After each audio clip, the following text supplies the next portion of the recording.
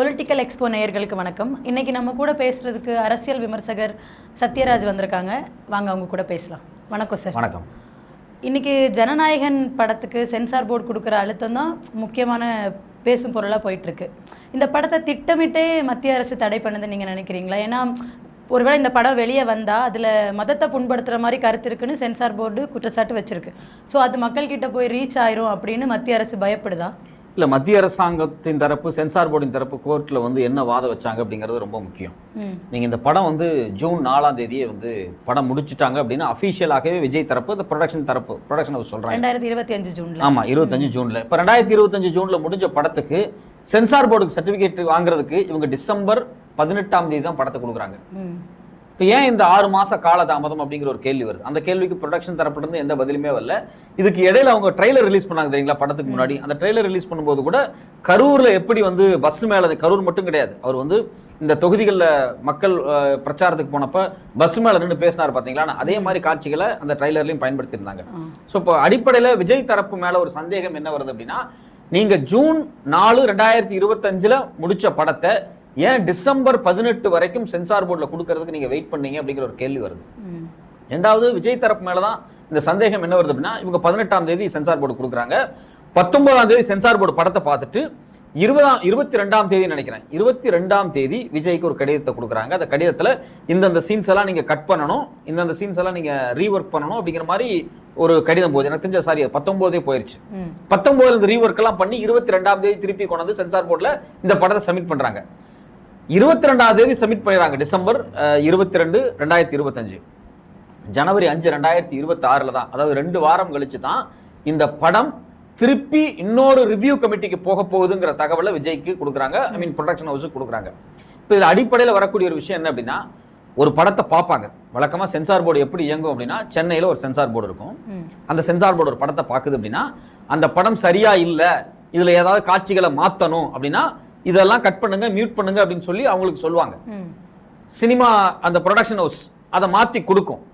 இன்னும் சாட்டிஸ்ஃபை ஆகலை, இந்த படமே ரிலீஸ் ஆகக்கூடாது அப்படின்னு நினைக்கிறாங்க. ஃபார் எக்ஸாம்பிள், பழைய படம் ஊமை விழிகள் ரிலீஸ் ஆகிறதுக்கு ஒரு பயந்துட்டாங்க. அந்த படத்தை ஒரு மர்டரை பேஸ் பண்ண ஒரு படம் அப்படிங்கிறதுனால இந்த படத்தை அன்னைக்கு சென்னையில் இருந்த சென்சார் போர்டு பார்த்துட்டு சில காட்சிகளை கட் பண்ண சொல்லிட்டு, அதுக்கு பிறகும் இந்த படம் ரிலீஸ் ஆகுமா ஆகாதாங்கிற சந்தேகம் இந்த படத்தை ஹெட்டுக்கு அனுப்புறாங்க. மும்பையில் இருக்கக்கூடிய சென்சார் போர்டு, அதான் தலைமை, அங்க அனுப்புறாங்க. அங்க திருப்பி இந்த படம் ப்ரிவியூ பார்க்கப்பட்டு, எது உமை விழிகள் ப்ரிவியூ பார்க்கப்பட்டு அவங்களும் அதை ரிலீஸ் பண்ணல. பிற்பாடு அதை டெல்லிக்கு அனுப்பிச்சாங்க. டெல்லியில ட்ரிபியூனல்னு ஒன்று இருக்கும். ட்ரிபியூனல் அப்படின்னா ஒரு நீதிமன்றம் மாதிரி. அந்த நீதிமன்றம், அதுல நீதிபதிகளும் வருவாங்க, சினிமா துறை சார்ந்த எக்ஸ்பர்ட்ஸும் வருவாங்க. எல்லாரும் உட்கார்ந்து படத்தை பார்த்துட்டு இந்த படத்தை ரிலீஸ் பண்ணலாம்னு சொன்னதுக்கு அப்புறம் தான் அந்த படத்துக்கு சர்டிபிகேட்டே கிடைச்சது. ஸோ இது ஒரு ப்ராசஸ். இந்த ப்ராசஸை 2021 மோடி அரசாங்கம் மாத்திட்டாங்க. மோடி அரசாங்கத்தினுடைய சினிமாட்டோகிராஃபி ஆக்ட் 2021 அந்த சட்டம், பர்டிகுலர் சட்டத்தில் திருத்தங்களை கொண்டு 2021 ட்ரிபியூனல் கிடையாது அப்படின்னு முடிவு பண்ணிட்டாங்க. படம் ஓடும், சென்சார் போர்டு அப்ரூவல் தரல அப்படின்னா ரிவ்யூ கமிட்டிக்கு போகணும். ரிவ்யூ கமிட்டி தரல அப்படின்னா நேரடியாக கோர்ட்டுக்கு தான் போகணும். இன்னைக்கு இருக்கக்கூடிய நடைமுறை அதை தான் விஜய் தரப்பு அதை தான் ஃபாலோ பண்ணியிருக்கு. அதுல எங்க விஜய் தரப்பு ஒரு மிகப்பெரிய தவறை செய்திருக்கிறது, ஒரு உள்நோக்கத்தோட செயல்பட்டு நான் சொல்றேன் அப்படின்னா, உங்க படத்தை பார்த்துக்கிறாங்க சென்னையில யாரு, சென்சார் போர்டு. சென்சார் போர்டால் அமைக்கப்பட்ட ரிவ்யூ கமிட்டி அந்த படம் இந்த காட்சிகளை கட் பண்ண சொல்லியிருக்காங்க, நீங்களும் கட் பண்ணி கொடுத்துருக்கீங்க. ஆனா திரும்பவும் இந்த சென்சார் போர்டு என்ன நினைக்குது அப்படின்னா, இதை ஒரு ரிவ்யூ கமிட்டி பார்க்கணும் அப்படின்னு நினைக்கும் போது நீங்க ஏன் அதுக்கு அக்செப்ட் பண்ணாம உடனே கோர்ட்டுக்கு போனீங்க? என்ன நோக்கம் உங்களுக்கு? இப்ப பராசக்தி படம் முதல் தடவை கட்டு கொடுத்தாங்க, ரிவ்யூ கமிட்டிக்கு போச்சு, ரிவ்யூ கமிட்டி அந்த படத்தை பார்த்துட்டு ஓகே சொல்லிட்டாங்க, படம் ரிலீஸ் ஆயிடுச்சு. இதே ப்ராசஸ் தான் ஜனநாயகம் நடந்துச்சு. ஆனா விஜய் தரப்பு என்ன பண்ணாங்க அப்படின்னா, இது ரிவ்யூ கமிட்டிக்கு போகுதுன்னு தெரிஞ்ச உடனே பயந்துட்டு போய் கோர்ட்டுக்கு போறாங்க. அப்படி பயப்பட வேண்டிய அவசியமே கிடையாது. கோர்ட்டுக்கு போனா அங்க என்ன நடந்துச்சு அப்படின்னா, கோர்ட்ல நடந்தது என்னன்னா, கிட்டத்தட்ட 6ஆம் தேதி 7ஆம் தேதி கோர்ட்டுக்கு போறாங்க, விவாதம் நடக்குது. கிட்டத்தட்ட ஜனவரி 9ஆம் தேதி ஜஸ்டிஸ் PT ஆஷா தீர்ப்பு கொடுக்குறாங்க. அவங்க என்ன தீர்ப்பு கொடுக்குறாங்க அப்படின்னா, UA சர்டிபிகேட் நீங்க கொடுக்கணும், அது மட்டும் இல்லாம இதை ரிவ்யூ கமிட்டிக்கு அனுப்பக்கூடாது அப்படின்னு தடை போடுறாங்க. இதுதான் பெரிய பிரச்சனை. இன்னைக்கு நீதிமன்றத்தில் விவாதிக்கப்பட்ட முக்கியமான விஷயம் என்னன்னா, அதே மாதிரி ஜனவரி 20ஆம் தேதி நீதிமன்றத்தில் விவாதிக்கப்பட்ட 2 நீதிபதிகள், சீஃப் ஜஸ்டிஸ் ஆஃப் இந்தியாவும் மூத்த நீதிபதி திரு அருள்முருகன், 2 நீதிபதிகள் தான் அதை விசாரிச்சாங்க. அவங்க தரப்புல என்ன சொல்றாங்க அப்படின்னா, இந்த படத்தை சென்சார் போர்டுடைய ஹெட் பார்க்கல, சென்சார் போர்டால் உருவாக்கப்பட்ட எக்ஸிக்யூட்டிவ் கமிட்டி, அது ஒரு எக்ஸாமினேஷன் கமிட்டி தான் பார்த்துச்சு. ஸோ இந்த எக்ஸாமினேஷன் கமிட்டி பார்த்துட்டு இந்த படம் நல்லா இல்லைன்னு சொல்லிருச்சு, இந்த படத்துல சில கட்டு வேணும்னு சொல்லிருச்சு. இந்த கட்டுக்கு போயிட்டு திருப்பி வந்துச்சு. திருப்பி இந்த படத்தை பார்க்கும்போது இந்த படத்துல சில காட்சிகள் ராணுவம் சம்பந்தமாக இருக்கு, சில காட்சிகள் பார்த்தீங்கன்னா வெளிநாட்டிலிருந்து நிதி வாங்கி வெளிநாட்டு சதி கும்பல் தமிழ்நாட்டில் இந்தியாவில் ஒரு மிகப்பெரிய மத கலவரத்தை ஏற்படுத்துறாங்க இப்படிங்கிறது எல்லாமே வந்து பாத்தீங்க அப்படின்னா அந்த படத்துல பதிவாயிருக்கு. இதெல்லாம் சிக்கலுக்குரியது அப்படின்னு சொல்லி அந்த போர்டு மெம்பர்ல இருந்த ஒரு நபர், சென்சார் போர்டுல எக்ஸாமினேஷன் கமிட்டியில இருந்த ஒரு நபர் ஒரு கடிதத்தை டெல்லி போர்டு சேர்மனுக்கு அனுப்பிச்சிருக்கிறார். அந்த இது எப்ப நடந்திருக்குன்னா போன மாசம் 29ஆம் தேதியே நடந்திருக்கு. 22ஆம் தேதியிலிருந்து ஜனவரி 5ஆம் தேதி இந்த ப்ரொடக்ஷன் சொல்லப்பட்ட இந்த 2 வார கேப்ல இந்த வேலை நடந்திருக்கு. இதன் அடிப்படையில் இந்த கடிதம் போனதின் அடிப்படையில் அங்க டெல்லி சேர்மன் ஆபீஸ்ல இருந்து இந்த படத்தை ரிலீஸ் பண்ண வேணாம்னு சொல்லியிருக்காங்க. ஸோ இப்போ கோர்ட்ல நடக்கக்கூடிய விவாதம் என்ன அப்படின்னா, நீங்க இந்த படத்தை ரிவ்யூ கமிட்டிக்கு போறதுக்காக அவங்க வந்து சொல்லியிருக்கிறாங்க சென்சார் போர்டு, இதை வந்து தடை பண்ணுங்கன்னு விஜய் தரப்பு கோர்ட்டுக்கே போகல. விஜய் தரப்பு கோர்ட்டுக்கு போனது எனக்கு யூஏ சர்டிபிகேட் கொடுங்க அப்படின்னு போனாங்க. ஆனா ஜட்ஜ் ஆஷா என்ன பண்ணிட்டாங்க அப்படின்னா ரிவ்யூ கமிட்டியும் தடை பண்ணிட்டாங்க. இதுதான் அங்க பிரச்சனையே. இன்னைக்கு கோர்ட்ல பேசின விஷயம் என்ன அப்படின்னா, இந்த ஆஷா கொடுத்த தீர்ப்பை, ஜஸ்டிஸ் ஆஷா கொடுத்த தீர்ப்பை நிறுத்தி வச்சிருக்காங்க. இப்ப நமக்கு அடிப்படையில் வரக்கூடிய ஒரு கேள்வி என்ன அப்படின்னா, ஏன் உங்க படம் ரிவ்யூ கமிட்டிக்கு போனா பயப்படுறீங்க? அது ஒரு அடிப்படையான ஒரு கேள்வியா இருக்கு. எல்லா படம் ரிவ்யூ கமிட்டிக்கு போகுது, உங்க படம் ரிவ்யூ கமிட்டிக்கு போகணும். ரெண்டாவது முக்கியமான விஷயம் என்ன அப்படின்னா, உங்க படம் சென்சார் சர்டிபிகேட்டை இன்னும் வாங்கல, அது ரிவ்யூ கமிட்டிக்கு போகுது. அது ரொம்ப கான்ட்ரவர்சியா இருக்கு. நீங்க ஒரு கட்சியினுடைய தலைவர் ஆயிட்டீங்க, அதுக்கு பிறகு ரிலீஸ் ஆகக்கூடிய முதல் படம். இப்ப நீங்க அமைதியா இருக்கிறத விட்டுட்டு நீங்க அவசர அவசரமா கோர்ட்டுக்கு போறீங்க. ரெண்டாவது இதெல்லாம் நீங்க ஏன் முன்னாடியே யூகிக்கல? 6 மாசமா என்ன பண்ணிட்டு இருந்தீங்க? ஒரு படத்தை நீங்க சென்சார் போர்டு கொண்டு போனா டிலே ஆகும்னு அவங்களுக்கு தெரியும். 6 மாசமா என்ன பண்ணிட்டு இருந்தீங்க? ஏன் சென்சார் போர்டு கொண்டு போல? ரெண்டாவது சென்சார் போர்டு கொண்டு போய் அது ஃபைனலைஸ் ஆகிறதுக்கு முன்னாடி நீங்க வேக வேகமா வந்து தியேட்டருக்கு வந்து டேட் ஃபிக்ஸ் பண்றீங்க, அமேசானுக்கு அக்ரிமெண்ட் போடுறீங்க, இதெல்லாம் நீங்க ஏன் செய்றீங்க? அப்போ உங்க படம் கான்ட்ரவர்சியான சிக்கல்கள் மாறும், நீங்க ஒரு கட்சியினுடைய தலைவரா வந்துட்டீங்கன்னு தெரிஞ்சும் நீங்கள் இந்த வேலையெல்லாம் செய்றீங்க அப்படின்னா, நீங்க திட்டமிட்டு உங்க படத்துக்கான ப்ரமோஷனை இது மாதிரி வந்து எனக்கு பாஜக நெருக்கடி கொடுக்குது, எனக்கு வந்து ஆளுங்கட்சியான திமுக நெருக்கடி கொடுக்குது, இவங்கெல்லாம் நெருக்கடி கொடுக்குறாங்க, என் படத்தை பார்த்து பயப்படுறாங்க, என் படம் ரிலீஸ் ஆச்சு அப்படின்னா நான் சிஎம் ஆயிடுவேன், எனக்கு பயங்கரமா ஓட் பேங்க் வந்துடும், அதனால எனக்கு நெருக்கடி கொடுக்குறாங்க அப்படிங்கிறதுக்காகவே திட்டமிட்டு விஜய் தரப்பு இந்த படத்தை தாமதமாக ரிலீஸ் பண்றதுக்கு சில கேம் ஆடி இருக்கிறாங்களோ அப்படிங்கிற எனக்கு ஒரு சந்தேகம் வருது. ஆனா இந்த கேம் இன்னைக்கு அவங்களுக்கே வினையா போய் முடிஞ்சிருச்சு. சார், நீங்க சொன்னதுபடி பார்த்தா சென்சார் போர்டில் அவங்க அமைச்ச படத்தை பார்க்கறதுக்குன்னு அமைச்சிருந்த அந்த கமிட்டி படத்தை பார்த்து இதுல இப்படி ராணுவம் சம்பந்தமான பிளஸ் மதத்தை வச்சு அரசியல் பண்றது சம்பந்தமான காட்சிகள் வந்திருக்குன்னு சொல்லியிருக்காங்க. மதத்தை வச்சு அரசியல் பண்றது யாருன்னு எல்லாருக்குமே தெரியும். அப்படி பார்த்தா விஜய் மேல வைக்கிற விமர்சனம் எல்லாம் அடிபட்டு போயுது இல்லை சார்? அவர் பிஜேபியை பார்த்து பயப்படுறாரு, ஆர்எஸ்எஸை பார்த்து பயப்படுறாரு, அவங்க என்ன சொல்றாரோ கேட்கிறாருன்னு அவங்க வைக்கிற விமர்சனம் எல்லாம் அடிபட்டு போயிருது. ஏன்னா தைரியமா படத்துல அந்த காட்சிகளை வச்சிருக்காருல்ல. இன்னொன்னு, அவர் வந்து அவங்க கிட்ட கூட்டணிக்கு போயிட்டா பிரச்சனை சால்வ் ஆயிரும்னு எல்லாரும் சொல்றாங்க. அது அவருக்குமே தெரியும். தெரிஞ்சுமே தைரியமா எதிர்க்கிறாருல்ல. இன்னைக்கு மேடையில கூட எனக்கு அழுத்தம் இருக்கு, எனக்குன்னு அவர் மென்ஷன் பண்ணல, அழுத்தம் இருக்கு, ஆனா மக்களுக்குன்னு அதை மாத்திட்டாரு. இவ்வளவு அழுத்தம் இருந்த போதில் அவர் தைரியமா நிக்கிறாருல. அப்போ எல்லாரும் வச்ச விமர்சனம் எல்லாம் அடிபட்டு போயிருச்சுல சார்? இல்ல, முக்கியமான விஷயம் என்னன்னா, நீங்க கேட்கக்கூடிய கேள்வி ரொம்ப முக்கியமானது. அதாவது விஜயை பாஜக மிரட்டுது, அழுத்தம் கொடுக்குறாங்க. ஆனா நீங்க என்ன சொல்றீங்க? இல்ல இல்ல, நான் என்ன சொல்றேன், இல்ல இல்ல, இவர் திட்டம் போட்டு இவரே வந்து ஒரு நாடகத்தை கிரியேட் பண்றாரு அப்படிங்கறது அவருக்கு அவசியம் இல்ல நீங்க சொல்ல வரீங்க. முக்கியமான விஷயம் என்ன அப்படின்னா, விஜயை வச்சு 2 கேம் தான் இங்க ஆட முடியும் அப்படிங்கிறது பாஜகவினுடைய ஸ்டாண்ட். ஒன்னு, என் கூட்டணிக்கு வா, நான் உனக்கு வந்து ஜனநாயகம் ரிலீஸ் பண்றேன், உன்னை வந்து உனக்கு எந்த பிரச்சனையும் இல்லாம எல்லா வேலையும் நான் செஞ்சு கொடுக்குறேன் அப்படிங்கிற இடத்துக்கு தான் அவங்க நகர்றாங்க. இதுதான் முதல் பாயிண்ட். இந்த பாயிண்ட் இல்லை அப்படின்னா, நீ என் கூட்டணிக்கு வர வேண்டாம், நீ தனிச்சு நில்லு அப்படின்னா கிட்டத்தட்ட ஒரு 30-35 தொகுதிகளுக்குள்ள இருக்கக்கூடிய சிறுபான்மையின வாக்குகள் இருக்கு இல்லையா, அதை ஒட்டுமொத்தமா வாஷ் அவுட் பண்ணலாம் திமுகவுக்கு. இந்த 2 அஜெண்டாவா தான் வச்சு அவங்க காய் நகர்த்துறதாக நான் பாக்குறேன். நான் முதல்ல எப்படி இருந்தேன் அப்படின்னா, இவங்களுக்கு வந்து சென்சார் போர்டால் நேரடியான நெருக்கடிகள் வருது அப்படின்னு நான் ஃபீல் பண்ணேன். எனக்கு ஒரு அப்படி இருந்துச்சு. ஆமா, சென்சார் போர்டு நிறையா இவங்களுக்கு. ஏன்னா இப்போ என்னன்னா, இப்போ 4 பேர் இருக்கிறாங்க, 4 பேர் அந்த படத்தை ஓகே சொல்லிட்டாங்க. சென்சார் போர்டில் கூடிய எக்ஸிக்யூட்டிவ் கமிட்டி, எக்ஸாமினேஷன் கமிட்டி.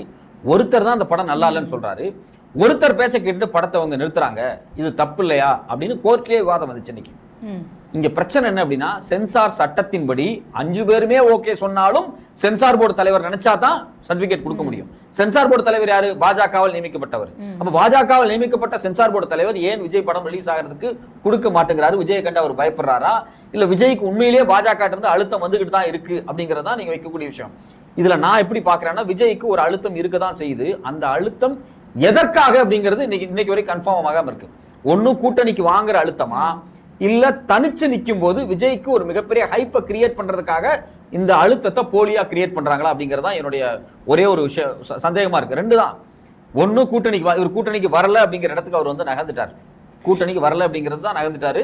ரெண்டாவது, நீங்க வெளியே விஜயினுடைய மாச கிரியேட் பண்ண ஒரு ஆர்டிபிஷியலான ஒரு பூமை கிரியேட் பண்ண நேரடியாக திமுகவினுடைய வாக்கு வங்கி பாதிப்படையும் அப்படின்னு நினைக்கிறாங்க. திமுகவை பொறுத்த வரைக்கும் அவங்களுக்கு ஸ்டாண்டர்டான ஒரு வாக்கு வங்கி எப்பவுமே இருக்கு.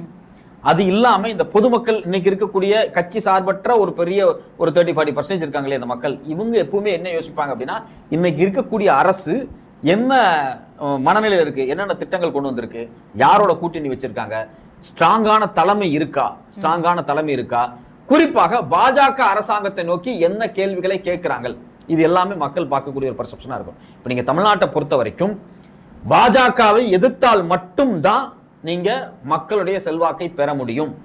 அதிமுக கூட்டணி எல்லாம் அமைச்சிருக்கிறாங்க, இருந்தாலும் ஏன் ஜெயிக்க முடியாதுன்னா அவங்க பாஜகவை நோக்கி எந்த கேள்வியுமே கேட்கல. பாஜகவை நோக்கி கேள்வி எழுப்பாத யாரும் தமிழ்நாட்டில் ஜெயிக்க முடியாது. தமிழ்நாட்டினுடைய அரசியல் மனநிலையே என்னவா இருக்கு அப்படின்னா, தமிழ்நாடு வெர்சஸ் டெல்லி, பாஜக வெர்சஸ் தமிழ்நாடு, இப்படிதான் இருக்கு. தமிழ்நாட்டில் எந்த கட்சி வேணாலும் வரலாம், ஆனா அது பாஜகவை எதிர்க்கக்கூடிய கட்சியா இருந்தா தான் மக்கள் ஓட்டு போடுவாங்க. இங்க அந்த ஸ்டாண்டை யார் தெளிவா எடுத்திருக்காங்க? திமுக மட்டும்தான் எடுத்திருக்கு. அதிமுக பாஜக எதிர்க்குதா? எதிர்க்கல. இடையில கூட்டணி விட்டு வெளியே போனாங்க, பஞ்சாயத்து வந்துச்சு, திருப்பி ஒன்னா சேர்ந்துக்கிட்டாங்க, மிரட்டி ஒன்னு சேர்க்கப்பட்டுருச்சு. விஜயை பொறுத்த வரைக்கும் இதுவரைக்கும் நேரடியாக கொள்கை எதிரின்னு பாஜகவை சொல்லிட்டு விட்டுட்டார். ஆனா இதுவரைக்கும் நேரடியாக நீங்க தமிழுக்கு பணம் ஒதுக்கல, சமஸ்கிருதத்துக்கு பணம் ஒதுக்குறீங்க. நீங்க நேற்று மத்திய அரசாங்கத்தை பார்த்து கேட்டிருக்கலாம். நேற்று மொழிப்போர் தியாகிகளுடைய முந்தானத்தின் நாள், மொழிப்போர் தியாகிகள் இறந்ததுக்காக நினைவஞ்சலி எல்லாம் செலுத்தினாரு, ஒரு மேடையெல்லாம் பேசினாரு. சமஸ்கிருதத்துக்கு நீங்க 2500 கோடி கொடுக்குறீங்க, தமிழுக்கு ஏன் கொடுக்கல? திட்டமிட்டு மோடி அரசாங்கம் தமிழ் மொழியை அழிக்குதுன்னு எங்காவது பேசுறாரா? பேச மாட்டேங்கிறாரு. ஜிஎஸ்டி நாங்க எவ்வளவு பணம் கொடுக்குறோம், நாங்க 8 லட்சம் கோடி கொடுக்குற கடந்த 5 வருஷத்துல நீங்க பேலன்ஸ் 5 லட்சம் கோடி கொடுக்காம வெறும் 3 லட்சம் கோடி மட்டும் தான் கொடுத்துருக்கீங்க. எங்களுடைய மாநிலத்தினுடைய பணம், எங்களுடைய தமிழர்களுடைய பணம் வரியா நாங்க கொடுக்குறோம், ஏன் கொடுக்க மாட்டேங்கிறீங்க அப்படின்னு விஜய் கேட்கிறாரா? கேட்கல. கீழடியில் நடக்கக்கூடிய ஆய்வு தொடர்ச்சியாக யார் தடை பண்றா? மோடி அரசாங்கம் தடை பண்ணிக்கிட்டு இருக்கு. இந்த கீழடி ஆய்வுக்கு ஏன் பணம் ஒதுக்க மாட்டேங்கிறீங்க? கீழடி ரிப்போர்ட்டை அங்கீகரிக்க ஏன் மாட்டேங்கிறீங்க? தமிழ்நாடு தான் இரும்பு காலம் பொற்காலம் சொல்லப்பட்டுச்சு, அந்த அறிக்கையை நாங்க ஏத்துக்க முடியாதுன்னு மத்திய அரசாங்கம் சொல்லுது. ஏன் அப்படி பண்றீங்க? பினான்ஸ் கமிஷன்ல தமிழ்நாட்டுக்கான அலிகேஷன்ல அந்த டெலியூஷன்ஸ்ல எந்த விதமான ப்ராசஸையுமே பண்ணாம வச்சிருக்காங்க. இது மட்டும் இல்லாம தமிழ்நாட்டினுடைய எம்பியை குறைக்க போறாங்க, தொகுதி மறுவரைவு. இப்ப இவ்வளவு பிரச்சனைகள் ஓடுதில்லை. இது குறித்து ஏதாவது பாஜகவை நோக்கி விஜய் கேள்வி கேட்டிருக்காருன்னா ஒரு கேள்வி கூட விஜய் கேட்கவே கிடையாது. அப்போ விஜய் பாஜக மேல ஒரு சாஃப்டா தான் இருக்கிறார். சோ இந்த சாஃப்ட் இருக்கு பாத்தீங்கன்னா, அந்த சாஃப்ட்டுக்கு என்ன காரணம் அப்படிங்கறத இல்ல. பாண்டிச்சேரியில போய் பிரச்சாரம் பண்ணும்போது திமுக எடுத்து பேசுறாரு. பாண்டிச்சேரி ஆட்சி செஞ்சது யாரு? அங்க யாருக்கு வந்திருக்கா? பாஜக கூட்டணி தான் ஆட்சி பண்ணிட்டு இருக்காங்க. அங்க ஏன் போய் அவர் வந்து திமுக பத்தி பேசணும்? அப்புறம் பாஜக குறித்து அவருக்கு ஒரு சாஃப்ட் கார்னர் இருக்கு. இன்னைக்கு பாஜக அவருக்கு இவருடைய படத்துக்கு அழுத்தம் கொடுக்குது அப்படின்னா அவருடைய பாப்புலாரிட்டியை மேலும் பலப்படுத்துவதற்காக தான் கொடுக்குது அப்படிங்கிற ஒரு கேள்வி எனக்கு வருது. அடிப்படையில் எனக்கு இந்த படத்தின் மீது ஒரு பெரிய சந்தேகம் என்ன அப்படின்னா, நீங்க ஜூன் 4ஆம் தேதி முடிச்ச படத்தை டிசம்பர் வரைக்கும் நீங்க சென்சார் போர்டு கொடுக்காம இழுத்தடிச்சீங்க அப்படின்னா, இவங்க அந்த படத்துல கரூர் மாதிரியான சம்பவங்கள் இருக்கு பாத்தீங்களா, அவர் வரும்போது மக்கள் கூடுறது, இந்த நேச்சுரலான சீன்ஸ் எந்த விதமான ஒரு சினிமாக்கு எடுக்காம இந்த நேச்சுரலா இருக்கக்கூடிய இந்த சீன்ஸை, அந்த ரசிகர்களுடைய மனநிலைய, எமோஷன்ஸை, மக்களுடைய திரளை, இதை படம் பிடிச்சு வீடியோ எடுத்து இந்த படத்துல சில காட்சிகள்ல இன்சர்ட் பண்றதுக்காக, பிளான் பண்றதுக்காக அவங்க வச்சிருந்திருக்கிறாங்க. இந்த வேலையும் அங்க நடந்திருக்கு. இன்னைக்கு வரைக்கும் சந்தேகம் என்ன அப்படின்னா, சிபிஐ கேட்ட முக்கியமான ஒரு கேள்வி, கரூர்ல இருந்து விஜய் பரப்பிட்டு திருச்சி போனார் இல்லையா, இந்த கேப்ல 1 மணி நேரம் ஒரு வாகனம் நிறுத்தப்பட்டிருக்கு. இந்த வாகனம் எங்க நின்னுச்சு 1 மணி நேரம்? அங்க நிற்கும் போது நீங்க யார் கூட போன்ல பேசுனீங்க? அவர் வந்து ஃபிளைட்ல தான் வர்றாரு. இப்ப வீட்டுல இருந்து கிளம்பி ஏர்போர்ட்டுக்கு ஃபிளைட்ல போறாரு, ஐ மீன் கார்ல போறாரு. அங்கிருந்து ஏர்போர்ட்ல இருந்து ஃபிளைட்டை பிடிச்சி திருச்சி வர்றாரு. திருச்சியில இருந்து கார் பிடிச்சி தான் அவர் நாமக்கல் போறாரு. கார் பிடிச்சி தான் அவர் கரூருக்கு வர்றாரு. திருப்பி கரூர்ல பேசி முடிச்சுட்டு கார்ல தான் திரும்பி ரிட்டர்ன் ஆகிறாரு. போற வழியில பஸ்ஸில் பிரச்சாரம் முடிச்சு காரில் தான் திருச்சி போகிறார். ஸோ அப்போ அவர் பார்த்தீங்கன்னா ஃப்ளைட்டு, அதாவது சென்னையில் பயன்படுத்தக்கூடிய காரு, அது இல்லாமல் அவருடைய பர்சனல் ஃப்ளைட்டு, அது இல்லாமல் இங்கே லோக்கலில் அந்த ஸ்பாட் கரூர் மற்ற இடங்களில் யூஸ் பண்ணக்கூடிய காரு, இது இல்லாமல் பஸ்ஸு, இந்த 4 வாகனத்தை மாற்றி மாற்றி யூஸ் பண்ணுறாரு பிரச்சாரத்துக்கு. அவர் பிரச்சனை எங்கே வருது அப்படின்னா, பஸ்ஸில் பேசிகிட்டு இருக்காரு, மக்கள் இறந்து போகிறாங்க, கண்ணு முன்னாடி இந்த சம்பவங்கள் நடக்குது. பஸ்ஸை எடுத்துகிட்டு கரூரை விட்டு வெளியே போகிறாரு. அங்கேருந்து காரில் மாதிரி திருச்சிக்கு போகிறாரு. போகிற வழியில் 1 மணி நேரம் பஸ் நிறுத்தப்பட்டிருக்கு. அந்த பஸ்ஸுக்குள்ள யாரா இருந்தாங்க? இதுதான் முதல்ல இருந்தே கேட்கப்படக்கூடிய கேள்வி. இதுக்கும் ஜனநாயகன் படத்துக்கும் தொடர்பு இருக்காங்கிறதா சிபிஐயே கேட்கறாங்க இந்த கேள்வியை. பல பத்திரிகைகள் உள்ள இருக்கக்கூடிய விஷயங்கள் லீக் ஆனதை எழுதியிருக்கிறாங்க. ஸோ அப்போ இந்த 1 மணி நேரம் விஜய் எங்க போனாரு? அப்போ அந்த படம் கரூர் சீன்ஸ் இந்த படத்துல இன்செர்ட் பண்றதுக்காக எடுக்கப்பட்டுச்சா? இதுக்கு முன்னாடி நடந்த எந்தெந்த கூட்டத்துல இது மாதிரி நீங்க படம் எடுத்தீங்க? 63 ட்ரோனை பயன்படுத்திக்கிறதாக தகவல்கள் வந்திருக்கு. இந்த காட்சிகள் எல்லாமே சிபிஐ இருக்கு அப்படிங்கிறாங்க. ஸோ அப்போ நீங்க வந்து படம் எடுக்கிறதுக்காக படத்துல இன்செர்ட் பண்றதுக்காக இந்த காட்சிகளை நீங்க பயன்படுத்தி இருக்கிறீங்க. அதனாலதான் நீங்க படத்தை வந்து சென்சார் போர்டுக்கே அனுப்பாம 6 மாசம் வச்சிருந்தீங்களா? ஸோ ஜூன் முடிச்சிட்டாங்கல்ல, ஜூலை, ஆகஸ்ட், செப்டம்பர் இந்த 3 மாதத்துக்குள்ள பல கூட்டங்களை அவங்க நடத்தியிருக்காங்க. அப்ப அந்த கூட்டத்தில் கூடிய ஃபுட்டேஜஸ் எல்லாம் பயன்படுத்தி இருக்காங்க. கரூர் சம்பவத்துல இவங்களுக்கு ஒரு மிகப்பெரிய பேக் ஃபயர் ஆயிடுச்சு. இனிமேலும் இந்த காட்சிகளை நாம் பயன்படுத்தினால் நம்மள மக்கள் காரி துப்பிடுவாங்க, நமக்கு 5 பேர் கூட ஓட்டு போட மாட்டாங்க, நம்ம தான் இந்த கொலைக்கு காரணம் சொல்லிடுவாங்க அப்படிங்கிறதுக்கு பயந்துட்டு செப்டம்பருக்கு பிறகு நவம்பர், டிசம்பர் மாதங்கள்ல இந்த படத்தை ரீவொர்க் பண்ணியிருக்கிறாங்க. எங்கெங்கெல்லாம் அவங்க யூஸ்ஃபுல்லா பண்ணலாம்னு கேப் வச்சிருந்தாங்களோ அந்த கேப் எல்லாம் ஃபில் பண்ணி ரீவொர்க் பண்ணியிருக்கிறாங்க. இதுல குறிப்பாக அருண்ராஜ் ஐஆர்எஸ் அவர் இந்த படத்துல ஒரு ட்ரெய்லர்ல ஒரு சீன்ல வர்றாரு. அவரு இந்த படமே ஜூன் மாசமே வேலை முடிஞ்சிருச்சு. இந்த படம் அவர் ஜூனுக்கு பிறகுதான் கட்சியிலேயே வந்து சேர்றாரு. அப்புறம் எப்படி அவர் அந்த படத்தில் நடிச்சிருக்க முடியும்? அவர் எப்படி வந்து அந்த ட்ரைலருக்குள்ள வர்றாரு? அப்ப படம் வந்து ஜூனுக்கு பிறகும் இவங்க ரீவொர்க் பண்ணிக்கிட்டே இருந்திருக்காங்க. அந்த ரீவொர்க்குக்கான நோக்கம் என்ன அப்படிங்கறதா இங்க கேள்வி. சோ அப்ப என்ன பொறுத்த வரைக்கும் இந்த படம் இந்த 6 மாச கேப்ல இந்த கரூர் மாதிரியான சம்பவங்கள் இருக்கக்கூடிய வீடியோக்களை பயன்படுத்துறதுக்காக வச்சிருந்திருக்காங்க. அதனாலதான் டிலே பண்ணி சென்சார் போர்டு கொண்டு போயிருக்காங்க. உண்மையிலேயே நீங்க வந்து பொங்கலுக்கு இந்த படத்தை ரிலீஸ் பண்ணணும்னு அக்கறை இருந்துச்சு அப்படின்னா நீங்க நவம்பர் மாசமே வந்து நீங்க வந்து சென்சார் போர்டு கொடுத்து லெட்டர் வாங்கிருக்கலாம், அக்டோபர்ல வாங்கிருக்கலாம், படத்தை ஃபைனலைஸ் பண்ணிருக்கலாம், 2 மாசம் கழிச்சு ரிலீஸ் பண்ணிருக்கலாம். இவங்களுக்கு அந்த நோக்கம் எல்லாம் இல்ல. இடையில பயங்கர கன்ஃபியூஸ் ஆயிட்டாங்க. சோ இப்போ இந்த படத்தை இந்த அவங்களுக்கு செப்டம்பர்ல மோசமான அடி, நவம்பர் டிசம்பர்ல விஜய கழுவிகளி ஊத்த ஆரம்பிச்சிட்டாங்க கரூர் சம்பவத்தை மையமா வச்சு. இதுல இருந்து நம்மளை தற்காத்துக்கணும், இதுல இருந்து நமக்கான ஒரு நல்ல பேர் உருவாக்கணும். பாருங்கப்பா விஜய் எல்லாரும் கொடுமைப்படுத்துறாங்கப்பா, என்னப்பா ஒரே ஒரு படம் தானே, அந்த படத்தை ரிலீஸ் பண்ண உனக்கு விடமாட்டேங்கிறானுப்பா அப்படின்னு சொல்லி விஜய் மீது ஒரு சிம்பத்தியை கிரியேட் பண்றதுக்காக கரூர் சம்பவத்துக்கு பிறகு ஜனநாயகன் ரிலீஸ்ல பல அரசியல் வேலைகளை இவர்களே தான் செய்திருக்கிறார்கள். இன்னைக்கு இவங்க செஞ்ச வேலையினுடைய ரியாக்ஷன் என்னவா மாறிடுச்சு அப்படின்னா கோர்ட்ல போய் மாட்டிட்டாங்க. கோர்ட்ல அவங்க என்ன நினைச்சிருப்பாங்க, ரிவ்யூ கமிட்டிக்கு எதிராக நம்ம கேஸ் போட்டோம் அப்படின்னம்னா ஒரு இழுத்தடிக்கும், ஒரு 15 நாள் 20 நாள் கரெக்டா எலெக்ஷன் கோட் ஆஃப் கான்டக்ட் வர்றதுக்கு முன்னாடி இந்த படத்தை ரிலீஸ் பண்ணி நாம ஒரு பூமா காமிக்கலாம் அப்படின்னு அவங்க நினைச்சிருக்கலாம். ஆனா இங்க இப்ப என்ன சிக்கலா அப்படின்னா எனக்கு தெரிஞ்சு பிப்ரவரி 2nd வீக் 3rd வீக்லயே model code of conduct election commission வந்து டிக்ளேர் பண்ண ஆரம்பிச்சிருவாங்க. Election commission model code of conduct declare பண்ண ஆரம்பிச்சிட்டாங்கன்னா படத்தை ரிலீஸ் பண்ண முடியாது. மோடியினுடைய பயோபிக்கே 2 பார்ட் ரிலீஸ் ஆயிட்டு 3வது பார்ட் போன 24 எலெக்ஷன் அப்ப ரிலீஸ் பண்ண விடல. சோ அப்ப election model code of conduct declare பண்ணிட்டாங்க அப்படின்னா அதுக்கப்புறம் இந்த படத்தை தியேட்டர்ல ரிலீஸ் பண்ண முடியாது. இவங்க அமேசானுக்கு கமிட்மெண்ட் பண்ணி வச்சிருக்காங்க.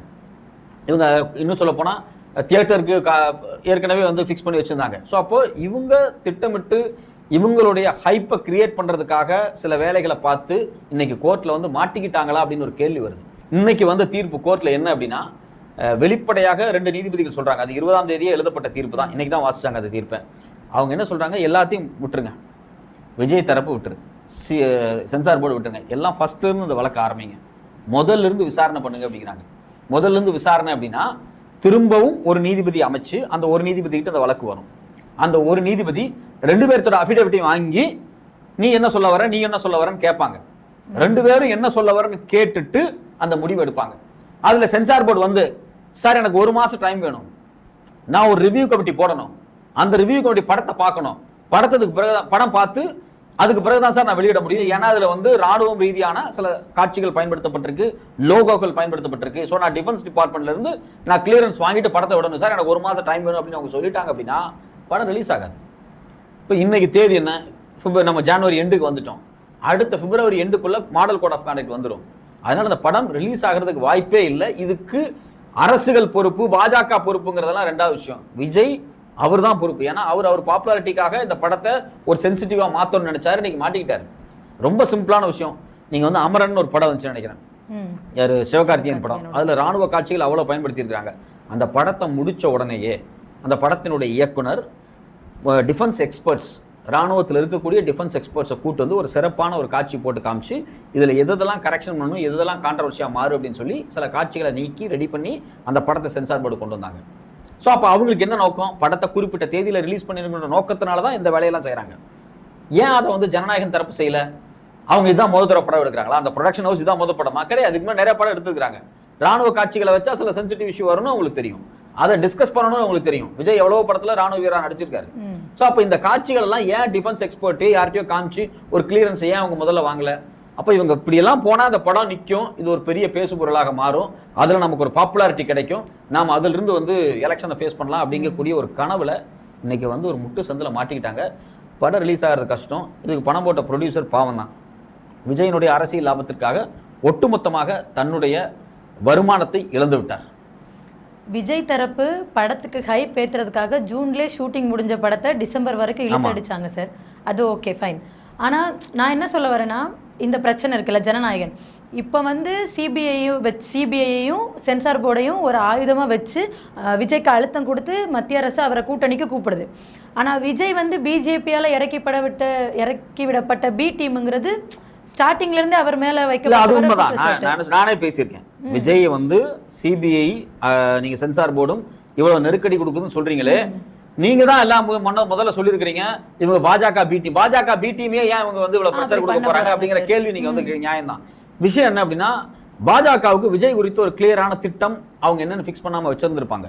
விஜயை எப்படி யூஸ் பண்ணலாம் அவங்களுக்கு என்ன அப்படின்னா, பாஜக தமிழ்நாட்டில் ஆட்சி அதிகாரத்துக்கு வரணும் அப்படின்னு 26ல யோசிக்கவே இல்லை. அவங்களுக்கு 26ல என்டிஏ கூட்டணியோ பாஜகவோ தமிழ்நாட்டில் ஜெயிக்கும் என்று அவர்கள் ஒரு நாளும் நினைக்க மாட்டாங்க. அவங்களுக்கு டார்கெட் 31 தான்.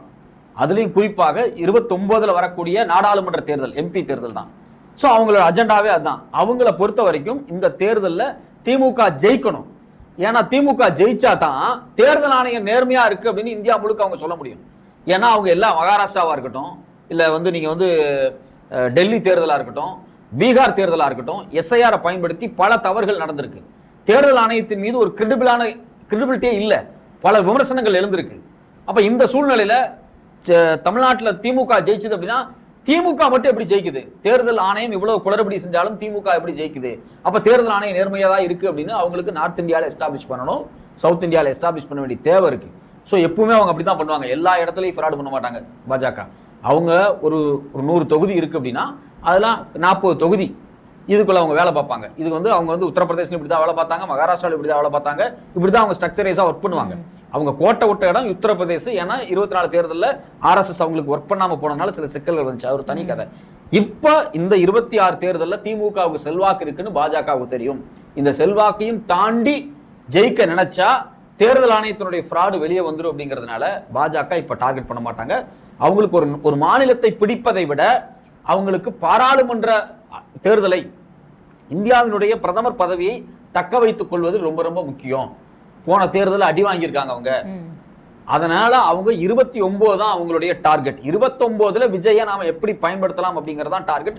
29 வரைக்கும் விஜய லைம்லைட்ல வைக்கணும்னு பாஜக நினைக்குது. பாஜக கூட்டணிக்கு கூப்பிட்டுச்சு அப்படிங்கறது ஆரம்பத்துல நம்ம இருந்துச்சுதான். அவங்களுக்கு வந்து பாஜக பிளஸ் விஜய் தனித்து கூட்டணி வைக்கலாமாங்கிற ஐடியா எல்லாம் கூட அவங்களுக்கு இருந்திருக்கும். அதிமுக இல்லாம கூட இருந்திருக்கலாம். ஆனா அந்த கூட்டணி சேரல அப்படிங்கிறதுக்கு 2 ஆப்ஷனா தான் நான் திரும்பி சொல்றேன். ஒண்ணு, இந்த கூட்டணிக்குள்ள நீங்க வராம வெளியே தனிச்சு நின்று நீங்க திமுகவை பலவீனப்படுத்துங்க. திமுக பலவீனப்படுத்துறதுனா திமுக ஜெயிக்கணும், ஆனா மெஜாரிட்டியோட ஆட்சி அமைக்க கூடாது.